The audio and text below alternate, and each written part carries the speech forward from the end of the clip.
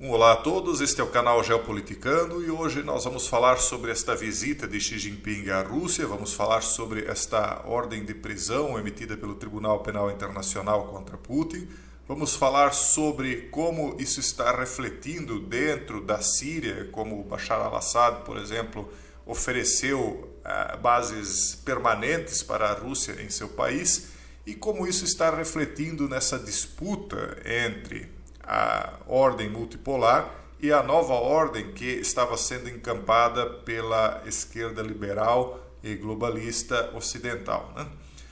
Bom, vamos começar por isso aqui, vamos passar por todos esses temas rapidamente e aí ao final a gente tira uma conclusão. Xi Jinping da China chegou a Moscou para visita de Estado e Putin para uma conversa, né? Essa visita aconteceu de segunda a terça. A conversa mais próxima, mais íntima entre os dois mandatários, Xi e Putin, foi de aproximadamente 4 horas e meia. Ela acontece durante esta G que está acontecendo dentro da Ucrânia, né?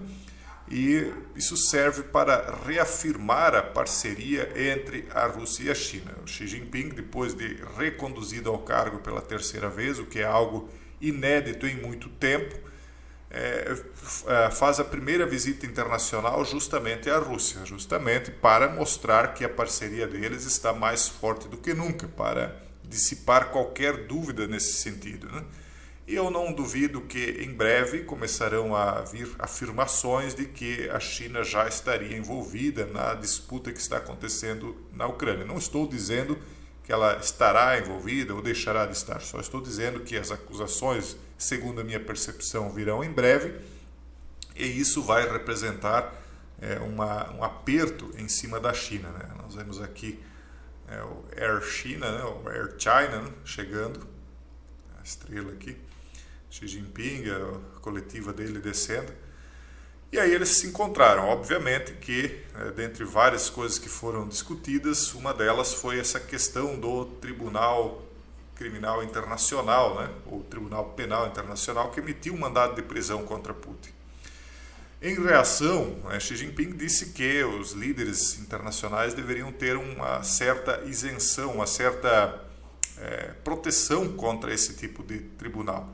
Há até senadores norte-americanos dizendo que um tribunal internacional é algo perigoso demais, porque ele passa por cima da soberania de certos países, né? Ou dos países, não de certos países, dos países de maneira geral. E por outro lado, a Rússia revidou dizendo que vai investigar o Tribunal Penal Internacional. Provavelmente, e quando eles falam isso, eu penso que não falam em instituição, eu penso que eles falam nas pessoas do tribunal. Provavelmente eles vão agora virar a máquina de inteligência deles para entender cada membro do tribunal, como é que ele foi parar lá, o que ele representa, quais são suas ligações e possivelmente nós veremos aí uma desqualificação desse tribunal. O presidente russo e uma funcionária do governo então foram acusados de deportar ilegalmente crianças de áreas ocupadas na Ucrânia. A Rússia não reconhece o estatuto desse tribunal internacional. Então é mais uma situação. Isso aqui, pessoal, foi utilizado, esse tribunal, no fim da Segunda Guerra Mundial, né? E agora, então, eles estão puxando isso novamente. Isso, obviamente, não vai acabar bem. Mas vamos adiante aqui. A G com a China já começou e estamos perdendo. Depois, nós vamos nos deter um pouquinho mais aqui nessa matéria, mas depois eu quero falar com vocês a respeito de como a Rússia, até vou mostrar aqui a matéria para vocês, como a Rússia está endurecendo o tom por conta dos ataques que a Síria está sofrendo de Learzi. Mas vamos primeiro falar disso aqui. Veja só, normalmente pensamos em Gs envolvendo os equipamentos de ataque e defesa tradicional, né? Mas a G moderna pode assumir configurações incomuns, até mesmo grotescas, que em alguns casos podem ser ainda mais ameaçadoras do que as convencionais. É bem sabido que o opioide sintético fentanil e seus precursores são fabricados na China, segundo o Jared Note, aqui na matéria do amgreatness.com. Então ele diz isso aqui. E depois que são exportados para o México e vendidos principalmente para os cartéis de Sinaloa e Jalisco. que, entre outros, a um preço miserável. Então, os cartéis, segundo ele, fabricam depois o produto acabado em forma de pílula e o trazem através de nossas fronteiras abertas para ser vendidas aos nossos jovens vulneráveis e desavisados. O que o Jared está escrevendo aqui é uma acusação de uma espécie de revide da G do ópio, que aconteceu na China há muito tempo atrás. Então, eles estão dizendo que isso que nós estamos vendo, esses zumbis que nós estamos vendo nas ruas, né, dos Estados Unidos, é por conta daquilo que é feito na China. É isso que eles estão falando aqui. É óbvio que existem países que estão permitindo que o cultivo de certas substâncias aconteça embaixo de seus narizes, porque uma coisa é você controlar o plantio. É muito mais fácil você controlar o plantio e produção do que impedir a circulação, porque a circulação se faz de forma escondida, são muitos os meios de transporte, né? Mas se os países sede de onde eles saem, né, esses tipos de substâncias, fizessem um combate a elas, né, seria muito mais fácil. As pessoas seriam presas dentro de seus laboratórios, nos campos onde produzem isso, seria muito mais fácil. Então, o que se conclui é que algum país ou alguns países estão propositalmente deixando que isso aconteça. Essa é a conclusão. Aqui ele faz uma acusação a um país. Não estou dizendo que o que ele está dizendo é certo ou errado, só estou lendo aqui o que ele está acusando, né?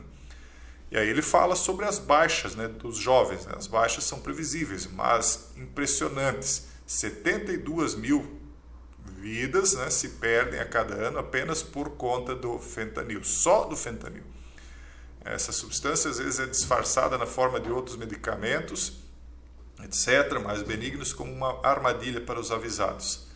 Então esse problema aqui é a principal causa de perda de vidas nos Estados Unidos atualmente entre jovens de 18 e 44 anos. E isso não era verdade até poucos anos atrás. Tudo isso parece contraproducente. Por que os chineses, né, e os cartéis iriam querer eliminar seus próprios clientes? Ou seja, por que eles não forneceriam substâncias menos letais, né, para ir apenas consumindo as pessoas lentamente ao longo de longos anos para conseguir oferir lucros? Por que é algo tão forte, né, que elimina tão rapidamente? E aí ele diz que no contexto da G da China para dominar o mundo, deve-se entender que o objetivo desse enorme programa internacional não é gerar lucro, mas sim enfraquecer e prejudicar os Estados Unidos o máximo possível. É bem séria essa acusação que ele está fazendo nessa matéria. Inclusive eu vou deixar o link na descrição aí para quem quiser ler, né? Porque isso aqui é muito sério. Faz parte da campanha de hegemonia chinesa para colocar nossa nação e seu povo sob seu domínio. Se houver alguma dúvida sobre o sucesso desta campanha contra a nossa população complacente, uma rápida revisão das contagens de vítimas traz toda a situação para um foco nítido. As perdas de vida em batalha de nossas últimas 4 Gs estão listadas a seguir. No conflito coreano, uma perda de menos de 34 mil vidas. No Vietnã, menos de 48 mil. No Golfo Pérsico, 1.565. Na G global contra isso aqui, 6.852. Total de 89 mil. Mas, com o fentanil, são 72 mil por ano o número de baixas, né? E óbvio que sempre vai afetar mais os jovens, né? É muito óbvio isso. Então, é uma acusação muito séria. Agora, óbvio que isso acontecendo dentro de um país também tem de ter forças muito poderosas dentro do país que estariam permitindo, né? Isso em todos os países existem pessoas muito poderosas que estão por trás desses cartéis, muitas vezes usando o terno e gravata e não aparecendo jamais, né, nem próximo daquilo que é distribuído, né? Bom, eu vou deixar o link na descrição para vocês lerem a matéria completa depois, mas para terminar aqui, veja só como isso aqui está começando a ficar cada vez mais complicado. Isso aqui está no worldrealnews.com e diz o seguinte: Rússia endurece o tom. Os ataques violentos de Lyazh na Síria devem parar. né? Vocês sabem que o líder sírio é aliado de primeira ordem da Rússia por conta da defesa que a Rússia fez da Síria. Se não fosse a Rússia, a Síria teria perdido aquela guerra. Ela foi auxiliada também pelo Ari, líder de trás para frente, né? E agora eles têm ainda mais proximidade. E quando a Síria é atacada, a Rússia está respondendo. Primeiro, essas coisas começam com respostas diplomáticas, mas parece que a coisa está avançando, até porque Lierzy, né, facilmente se percebe, está conectado com Zelensky na Ucrânia, né? Não o país como um todo, mas uma boa parte da força do país. Então, a situação vai se complicando. E por que é que eu estou dizendo tudo isso? Porque tudo isso está mostrando que nós estamos nos encaminhando, de fato, para aquilo que eu sempre venho alertando, que é uma terceira guerra mundial. Esse seria o vídeo de hoje. Amanhã, se Deus quiser, a gente retorna. Um forte abraço a todos e até o próximo vídeo, então, se Deus quiser.